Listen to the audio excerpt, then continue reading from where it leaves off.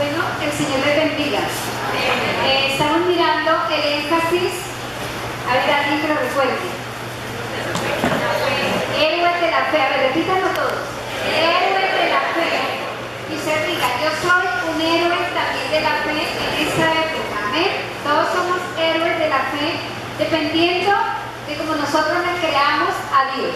Entonces el tema de hoy es: Dios desarrolla su plan con hombres de fe. Dios definitivamente es un gran emprendedor. ¿Sabía usted que Dios es un emprendedor? Amén, porque Dios ha sido un emprendedor desde el principio cuando creó el universo.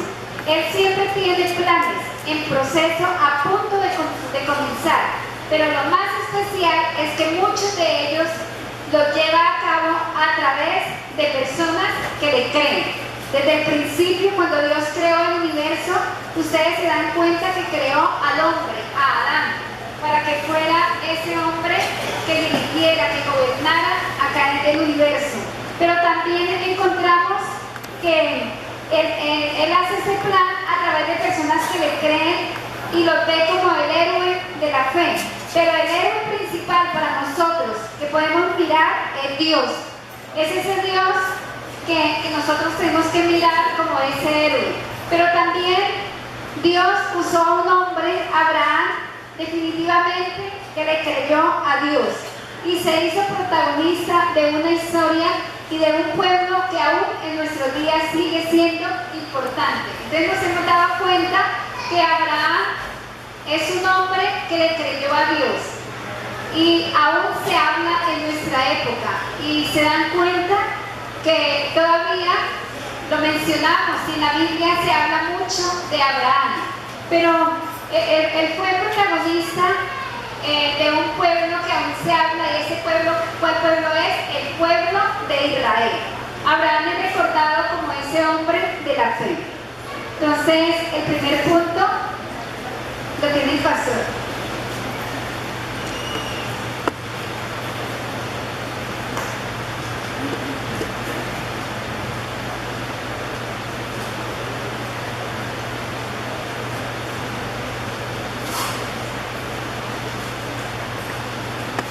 Buenos días a todos y quiero felicitarlos por estar en esta casa hoy, a esta hora. Es un tiempo hermoso. Yo estoy sumamente agradecido con el Señor por la oportunidad que me da otra vez. Para mí es un privilegio de enormes proporciones poder pararme acá y estar frente a ustedes para enseñarles algunos principios de la palabra de Dios. La palabra de Dios para mí es la luz, es la vida, es la fuerza, es la que me permite mantenerme delante del Señor, es la que me orienta, es la que da dirección a muchas cosas de mi vida cotidiana y debe ser en todas las áreas. Entonces yo quiero decirles que hoy continuamos con el énfasis que hemos comenzado y estamos hablando por estos días de un personaje muy significativo, como lo decía mi esposa, llamado Abraham. Abraham logró posicionarse como un hombre de fe, pero no solamente como un hombre de fe, sino como un hombre que se constituyó en modelo para las generaciones que lo siguieron, para sus hijos, bueno, sí, sus hijos, sus nietos, bisnietos y para muchas y muchas personas más. Así que entonces quiero compartir tres principios, solamente tres. Así que ustedes van a ser muy juiciositos en estar atentos y llevarlos para sus casitas, en su mente y en su corazón.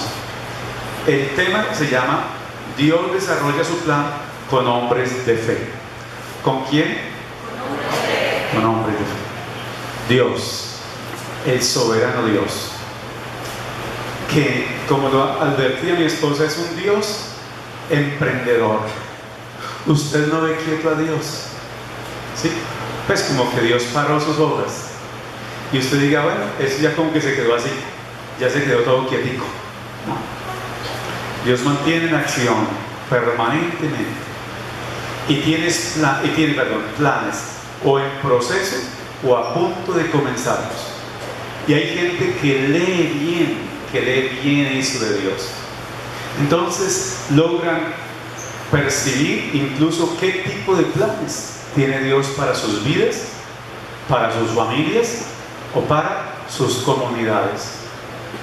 La cosa está en poder entender, efectivamente estoy dentro del plan de Dios, efectivamente he logrado enrutarme por los planes que Dios tiene para mi vida, o sencillamente está pasando el tiempo y pasa el tiempo y no logré percatarme de ello.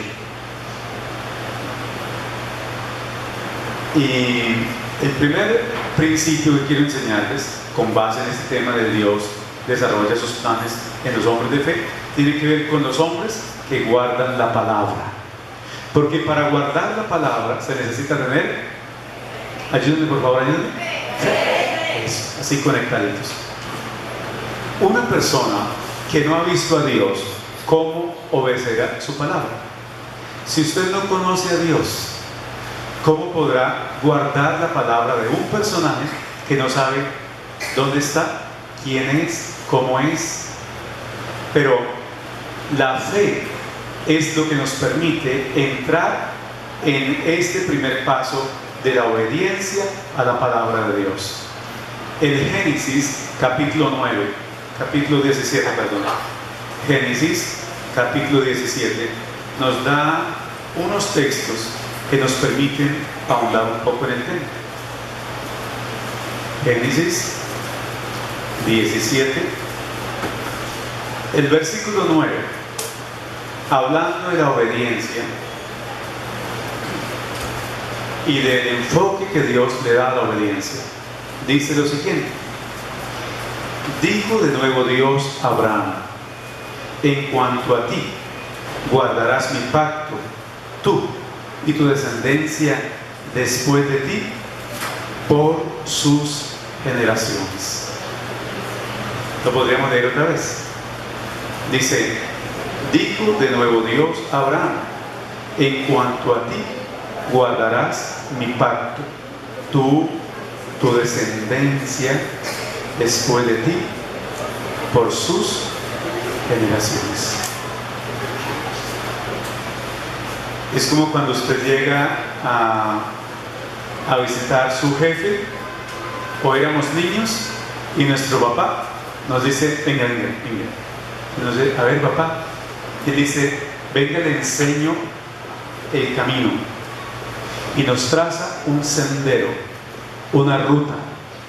O el jefe le dice, lo que hay que hacer aquí es esto, esto y esto, y nos señala un derrotero, una ruta. Dios llama a Abraham y él estaba atento como ustedes ahora y le dice, en cuanto a ti y a tu descendencia guardará mi pacto. Lo guardará. O sea, ese es el derrotero, ese es el mandato, guárdenlo. Ahora, ustedes saben que Dios está hablando de Isaías, haciendo referencia al pacto de la circuncisión.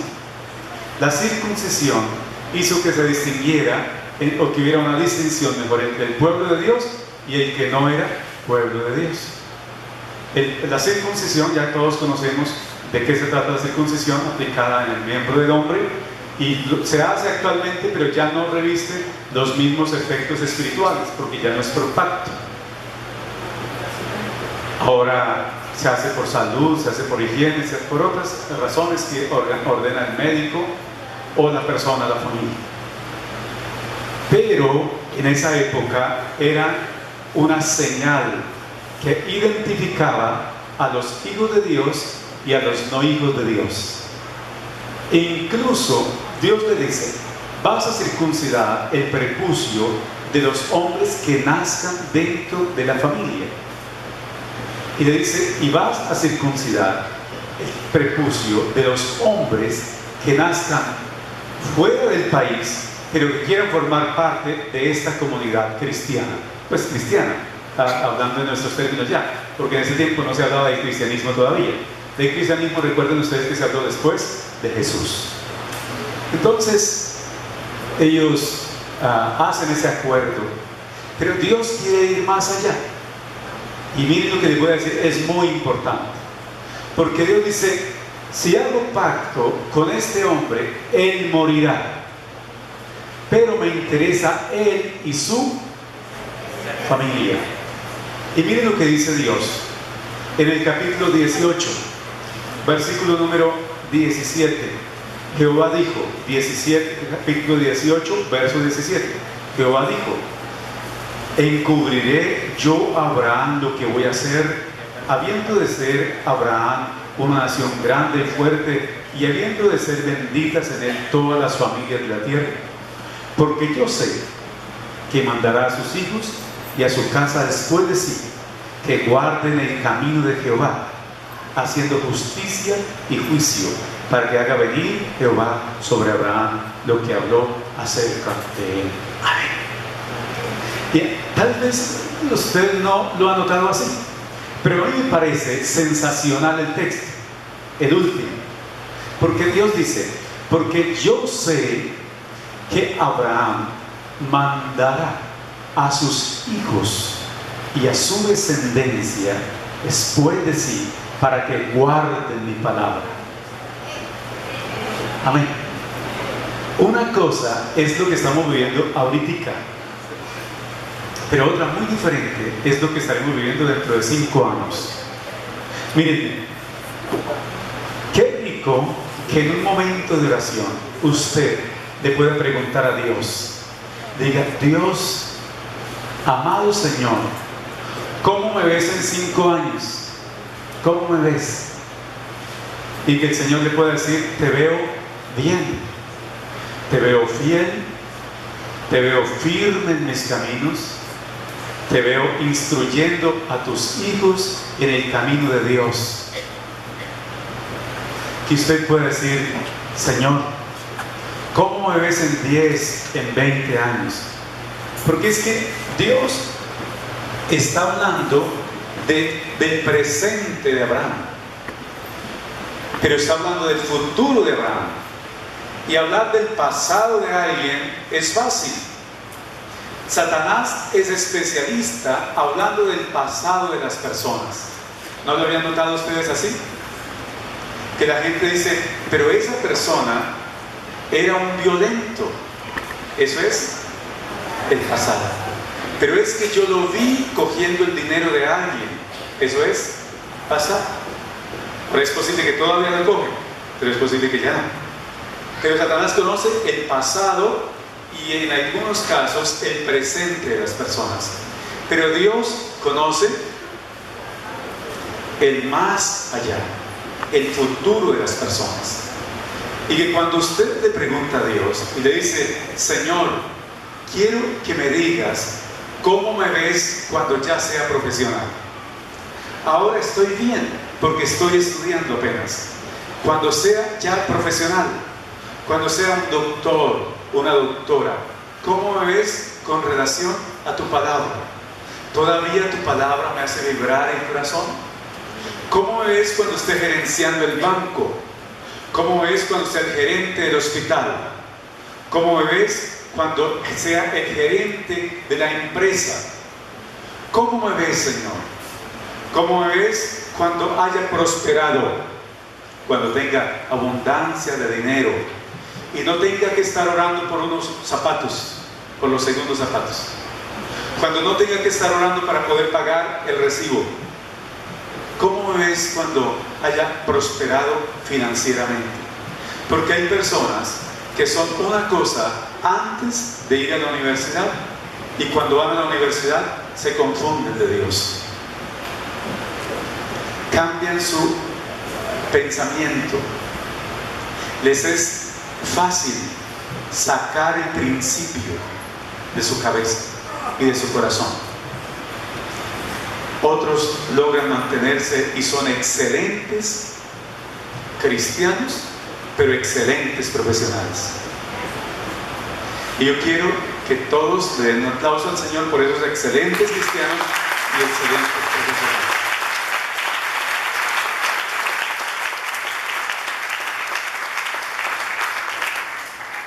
Porque usted no tiene que cambiar sus principios espirituales cuando va a la universidad o cuando sus relaciones sociales crecen. y ahora se puede relacionar con el alcalde, con el gobernador, con los gerentes de las instituciones o empresas. No, usted sigue siendo necesitado de Dios. Y tal vez alguien le diría a Dios: Señor, ¿y cómo me ves cuando ya esté casado o casada? Cuando tenga hijos, ¿cómo me ves, Señor? Porque hay quienes por casarse se apartan de Dios, y lo vamos a ver en el último punto, pero hago la mención ahora. Entonces, hay quienes circunstancias de la vida natural, de la vida cotidiana, les hace alejar de Dios. Pero cuando Dios abre la otra parte del paisaje, ve a Abraham, lo ve anciano. O sea, ahora cuando está hablando, Abraham, en esa parte del paisaje, Abraham está más o menos joven todavía. Pero cuando Dios lo ve al otro lado, dice: Él se va a mantener. Él va a mandar a sus hijos. Él va a tener autoridad. Y esa autoridad le va a permitir que la palabra que yo doy sea firme, no solamente en él, sino también en su descendencia. Y eso a mí me parece muy desafiante. Y yo no sé si usted se ha visto ya anciano, lleno de arrugas y de canas y con pocas fuerzas, rodeado de unos hijos que aman a Dios, de unos nietos que aman a Dios, de nueras y yernos que aman a Dios. O por el contrario, algunos han logrado visualizarse también así anciano, con arrugas y con canas, pero sentado en una silla vieja, en algún rincón de un salón de la casa de alguno de sus hijos, porque ellos están celebrando la fiesta de 15 años de su nieta, y hay trago, y hay borrachos, y hay música no cristiana, y hay otra cantidad de cosas. Y usted es la anciana que está en un rincón, modesta por lo que está pasando. No sé cómo se ha visto. Entonces, me gustaría que nos coloquemos sobre nuestros pies un momento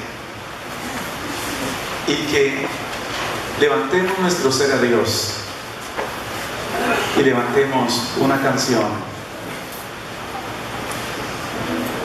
a través de la cual nuestra vida adora a Dios. Señor mi Dios, algo en los cielos,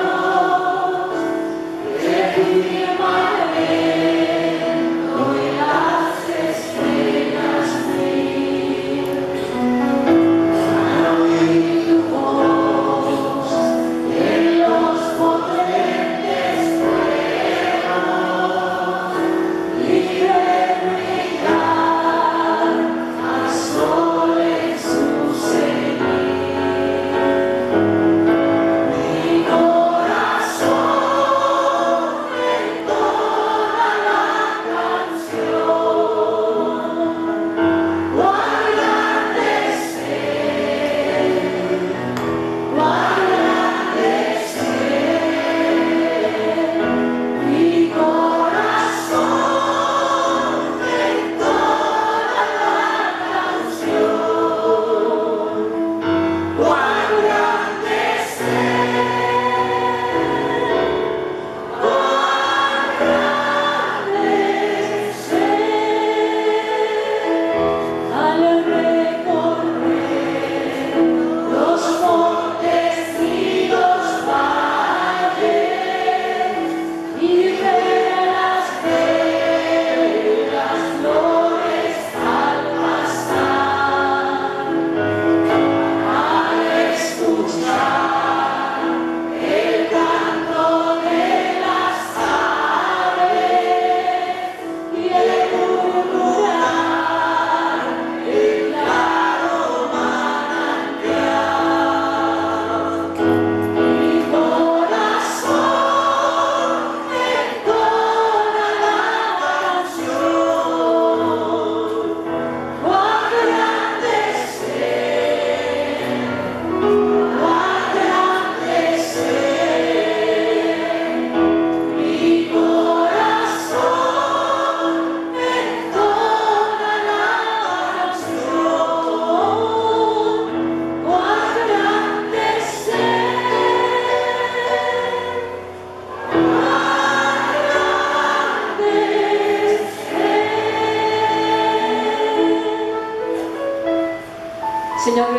damos. Nuestro corazón, Señor, se deleita adorándote y exaltándote, Señor, a ti, porque tú eres digno de gloria, de honra. Señor, gracias por estar con nosotros, gracias por ser nuestro Dios, nuestro amado Señor, el que nos sostiene, el que nos levanta, el que nos llena de paz, de gozo y alegría, Señor. Padre, ayúdanos a estar siempre contigo, Señor, en comunión contigo, amándote, acercándonos, Señor, cada día más a tu presencia, Dios. Muchas gracias te damos. Amén. Pueden sentarse un momento. Quiero hablarles de qué es comunión. Es la traducción de la palabra griega koinonia. En la raíz, koin significa lo que hay en común. Comunión también significa relación estrecha, compañerismo, confraternidad, compartimiento. Tiene que ver con participación los unos con los otros. Unión, ayuda, contribución. En Hechos capítulo 2 vemos cómo el Señor, cómo los hermanos se reunían juntos allí, cómo estaban siempre compartiendo las cosas, siempre estaban en unión, y había algo importante, y era que anhelaban buscar de Dios. Anhelaban acercarse a Dios, comunicarse con Dios. Pero también la palabra de Dios en el Antiguo Testamento, en los grandes héroes de la fe, nos habla de Enoc y de Noé como hombres que caminaron con Dios. Hombres que se deleitaban buscando la presencia de Dios. Y caminar con Dios tiene que ver con comunión, tiene que ver con tomar la palabra, los preceptos, aquellas enseñanzas y hacerlas reales en nuestra vida. Y esa comunión en nuestra vida va creciendo en la medida que nosotros dispongamos nuestro corazón para acercarnos a Él, para deleitarnos en Él.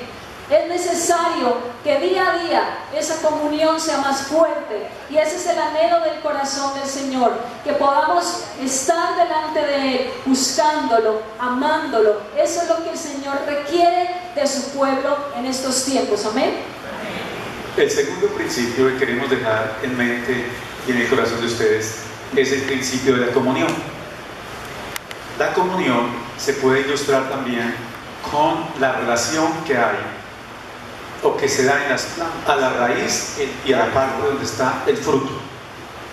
Cuando una planta pierde su tallo, no tiene comunión. Las plantas extraen los nutrientes de la tierra a través de las raíces y lo llevan a los frutos. Por eso usted encuentra unos frutos muy buenos y otros no tan buenos, precisamente porque no se da el proceso de la comunión, en este caso, de llevar estos nutrientes. La comunión con respecto al hombre y Dios hace la misma función.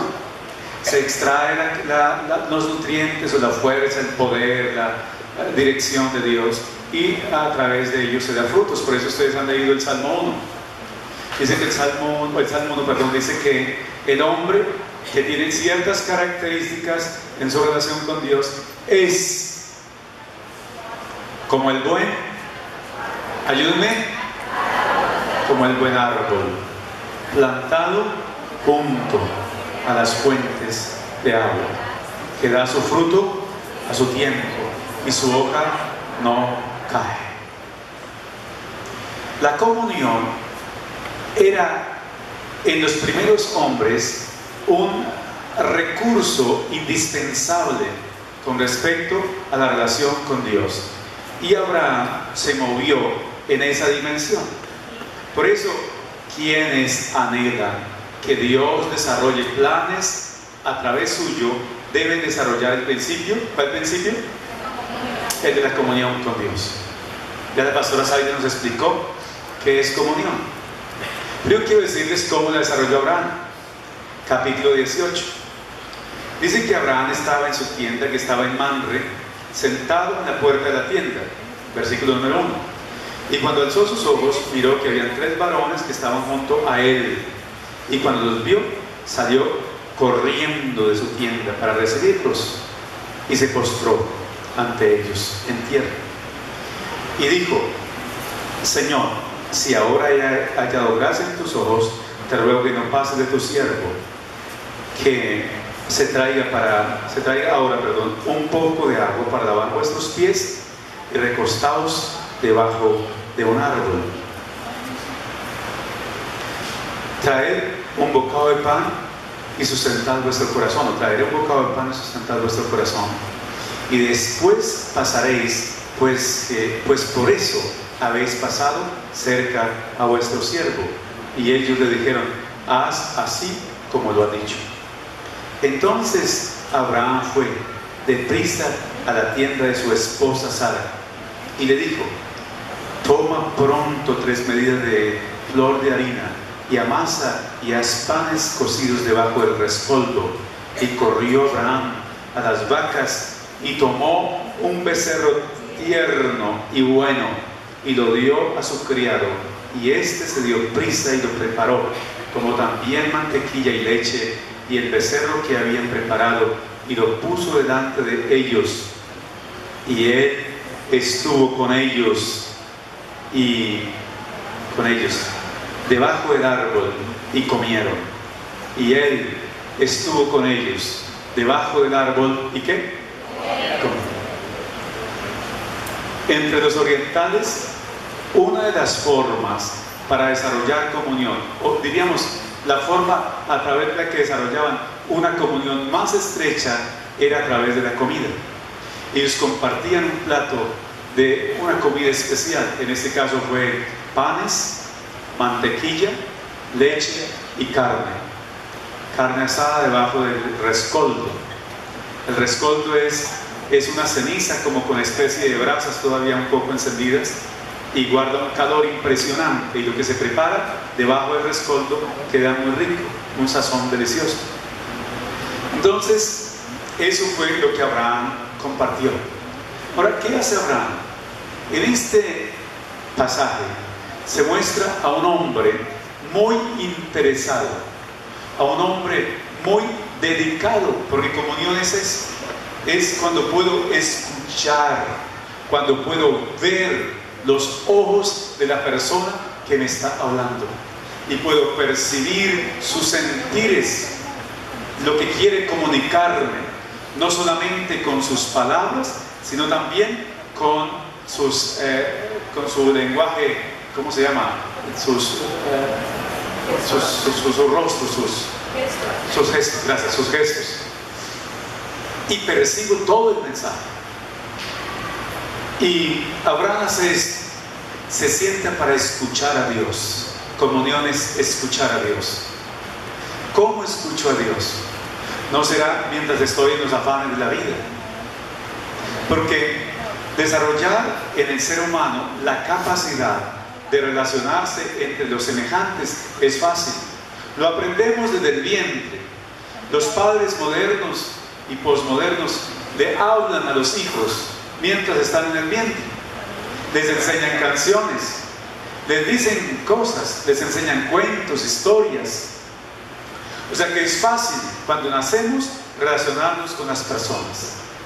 Usted no brega para que su hijo pase un tiempo frente al televisor viendo muñequitos, viendo una cantidad de programas que, si bien es cierto, algunos son un poco nocivos, otros no para los hijos, pero usted no brega para que su hijo esté frente al televisor.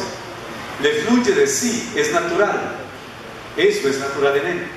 Tampoco brega para que él coja su celular y rápidamente ubique los juegos que hay en su celular y pase tiempo frente a ese celular jugando. Y otras cosas, usted no brega. Pero si en su celular usted ha descargado la Biblia, yo no sé cuántos están sorprendidos y están a veces preocupados porque dice: no sé cómo hacer que mi hijo no lea tanto la Biblia en el celular. ¿Hay alguien que tenga ese problema? Que diga: es que mi hijo descubrió la Biblia en el celular y la pasa leyendo y se sabe ya varias historias y está aprendiendo a reprender demonios a través de la lectura de la Biblia, y ha aprendido unas lecciones sobre la obediencia, sobre la honestidad, sobre la sujeción a los padres en la Biblia que leyó, que descubrió en el celular. ¿Hay alguien así?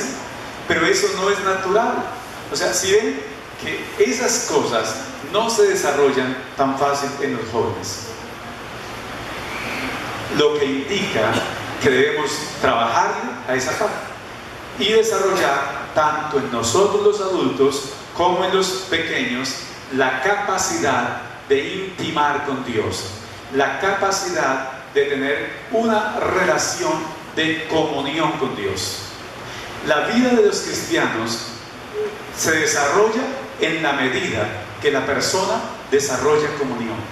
Si no hay comunión, imagínense, una pareja de novios, los muchachos se conocen, se enamoran, se hacen novios, pero no hablan. Vamos a decir que es una pareja extraña. No hablan, no comparten muchas cosas, se encuentran esporádicamente, hola, ¿qué más? ¿Qué más? Y se dan el beso, o unos cuantos besos, y otra vez. ¿Será una relación que va a perdurar? No va a perdurar. No se han comunicado, no conocen sus gustos, no han hablado de proyectos, no saben para dónde va cada uno. Entonces, no va a perdurar. Si ellos logran desarrollar una relación que les genere una comunión íntima, generalmente esas parejas se proyectan no solamente a casarse, sino a morir el uno al lado del otro, ya viejos. Amén. Así que cuando usted en la vida cristiana no se preocupa por fortalecer la plataforma que llamamos comunión con Dios, que se desarrolla a través de una vida de oración, cada cristiano debe desarrollar una vida de oración. Cada cristiano debe desarrollar un plan de estudio bíblico y estudiar la Biblia, leerla y mirar qué le dice la Biblia. Y a través de ello recibir el diseño de Dios para su vida personal y familiar. Cuando una persona va así, uno dice, este cristiano promete grandes cosas. Este cristiano va para lejos. El adagio dice que en la maleta se conoce el pasajero. Es fácil conocer hasta dónde va un cristiano, porque uno ve que va a la iglesia y que se resiente por cualquier cosa, que mantiene como la ola del mar para allá, para acá, que mantiene a veces de sentir, y es que yo sentí, es que yo no sentí. Pero si es un cristiano que está basado en la oración, en su relación personal con Dios, a través de la palabra, uno dice, este hombre va para lejos en su relación con Dios. Vamos a ser ministrados por una canción, pero usted no tiene que levantarse, solamente cierre sus ojitos y... Se llama Esto es confiar.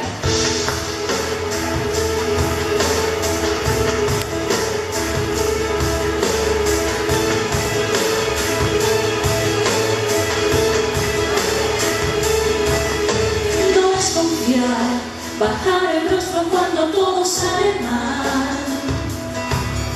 No es confiar cuando llega la aflicción, querer abandonar.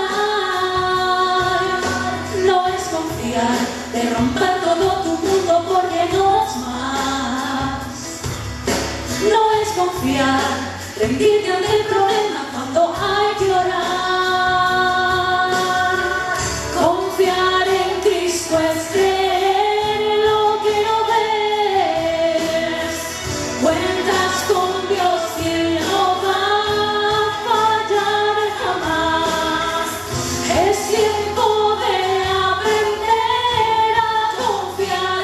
Solo escucha, te voy a mostrar.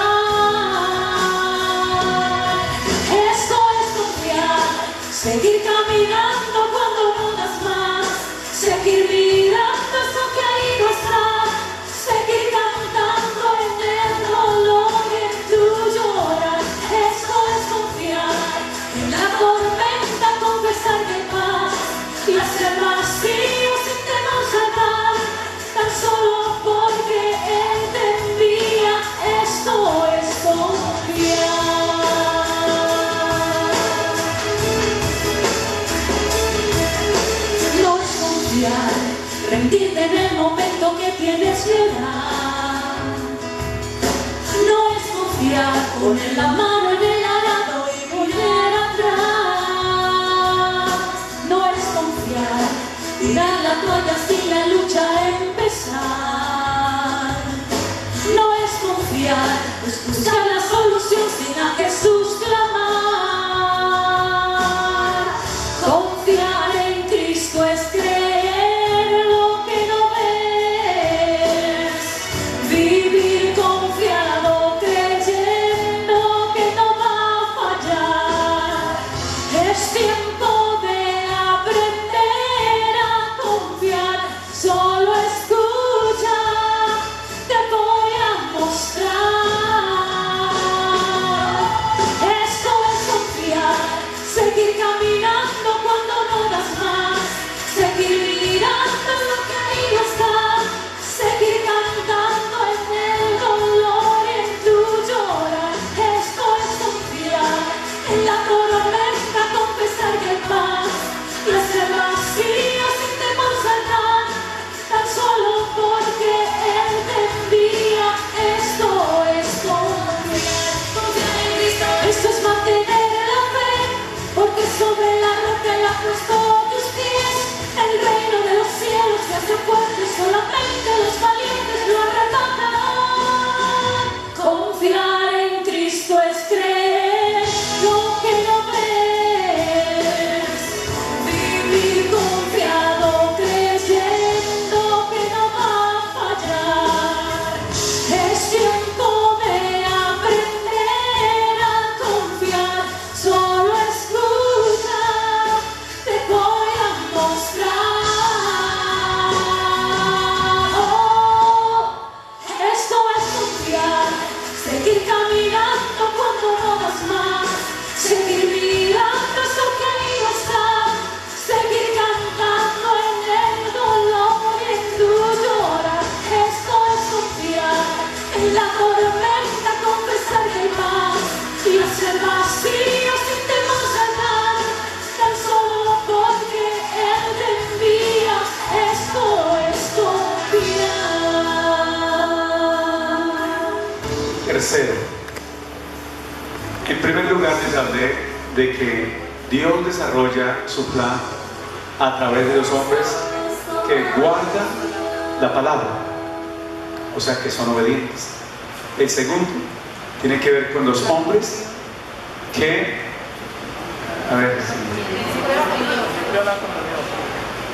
tiene que ver con los hombres que guardan comunión, que generan comunión, los hombres que buscan establecer una comunión y la mantienen. Y el tercer principio que quiero dejarles es que Dios desarrolla sus planes con los hombres que preservan una simiente para planes a largo plazo. Y yo les digo que Dios pudo estar muy feliz por Abraham, pero le digo que el plan, el proyecto que Dios tenía con una sola generación no era suficiente. Ahora, toque a su vecino, dígale, con una sola generación no es suficiente. Trabaje con la generación después de usted. Dígale, trabaje con la generación después de usted. Yo veo acá una jugada maestra de Abraham. El plan ya no consistía más en Abraham, porque ya era un ancianito, muy ancianito, pero tiene ahora su hijo, solo que su hijo es soltero. Y una cosa es hablar de un casado y otra hablar de un soltero. Y este soltero necesita una esposa, porque Dios sabe que esos planes se desarrollan muy bien cuando un hogar es estable, cuando un hogar es sólido. Por eso el corazón de Abraham está muy relacionado con la visión de Dios y dice: yo voy a asegurarme que la esposa que consiga a mi hijo sea una excelente esposa. y por eso se escribió el capítulo 24, que ustedes ya leyeron una parte acá con el médico, el hermano Hugo, y con mi esposa, creo que sí, y con mi esposa. Eso es. Ese capítulo a mí me parece espectacular, porque uno ve a un viejo, perdónenme esa palabra, lo digo con cariño, a un viejo responsable, pantalonudo, de esa gente que no deja nada al azar, de esa gente que dice, a mí me importa mi familia y qué, que se quede por fuera lo que se quede, pero mi familia. Y le dice, llama, miren lo que hizo, llamó al más viejo, dice, de su casa, al criado mayor, seguramente Eliezer, me imagino, y le dice, ven, coloca tu mano debajo de mi muslo, dice textualmente el pasaje, y te voy a juramentar por Jehová. ¿Por quién lo juramentó? Que no tomarás para mi hijo mujeres de las cananeas. Ahora, físicamente, ¿cómo eran las cananeas? Hermosas, bonitas, pero Abraham sabía que eso no era el todo, porque hay gente que le gusta solamente que sea cara bonita y curvas, aunque no tenga nada más. Ahora, perdónenme porque hay gente que se preocupa mucho por lo externo, así lo interno sea solamente guauda, ¿cierto? O sea, vacías, huecas, mujeres, huecas, hombres, también con buena apariencia física, pero por dentro huecos. Pero Abraham se la jugó por las dos cosas. Abraham dijo, yo quiero para mi hijo una mujer bonita, pero quiero una mujer cristiana, y si no, no. ¿Qué tal? Ahora, la cosa ha cambiado mucho, pues claro, ya no es el papá el que le consigue la esposa al hijo y a la esposa, la esposa y el esposo, así como se ve. Pero es él y es ella. Pero yo quiero hablarles de Abraham y luego más bien les hablo de acá. Y luego Abraham le dice, y vas a buscar una mujer para mi hijo, pero que no sea cananea, porque las cananeas adoraban a Dagón, a Baal y a Asera. Eran los tres dioses que ellos adoraban. O sea que si conseguían a una cualquier mujer, religiosamente, espiritualmente tendrían problemas. ¿Sí me hago entender? Tendría problemas. Por eso le dicen, no acepto que sean mujeres que no sean de mi tierra, de mis costumbres, que tengan nuestras costumbres y que tengan a nuestro Dios. Y ciertamente la esposa que consiguió, según el capítulo que ustedes leen, 24, dice que fue una mujer temerosa de Dios, que respondió a una oración que hizo el siervo que fue a buscarla. Me parece interesante que el siervo ora a Dios y le coloca unas señales, y justamente las señales que él le colocó se dieron, sin fallarle ni una sola. Así es. Usted puede permitir que su hija se enamore